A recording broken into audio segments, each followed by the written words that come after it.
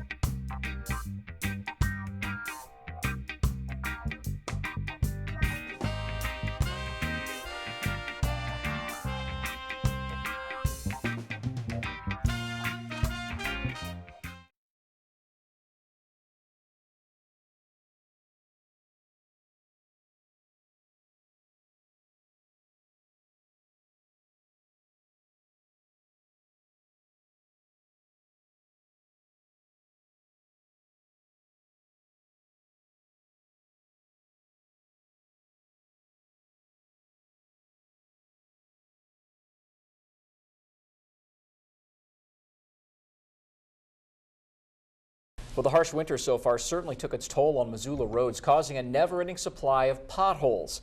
The patching material used by the city doesn't remain in place for very long. Like we had to tell you that, right? Well, Allison Weather spoke to Missoula's Street Division Superintendent, who says they may have found a solution to the pothole problem with some help from Bozeman. The city of Missoula borrowed a machine from Bozeman that should help keep the potholes filled. They've been working on South Avenue all day. The mayor came to me a while back and said, "Brian, we have to do something else." I thought, well, let's call the city of Bozeman. I knew they had this machine for the last 2 or 3 years, and I'd heard good things about it, and we were just very fortunate that they were kind enough to let me borrow it. Bozeman's Asphalt Recycler is a $140,000 machine that makes hot asphalt in the winter. Their pothole problem isn't as severe, so they were able to lend Missoula the machine for a few weeks. So this gives us an opportunity to provide a better patch that will actually hopefully seal the existing potholes and prevent moisture and water from getting back in underneath the patches and then freezing and thawing and then blowing them out. Hansel says the street division budget is overdrawn, but they can't just stop. He said crews are working overtime and the city is committed to filling potholes, doing snow operations, and to getting the streets fixed up. We're just as frustrated as the public, and hopefully this recycler will buy us some time, and hopefully these patches will last for 3 weeks to a month or however long we need to until we can get out and start overlaying this stuff. Hansel says as soon as the weather clears up, they will be working to repave certain parts of the city. Reporting in Missoula, I'm Allison Weller for Montana's News Station.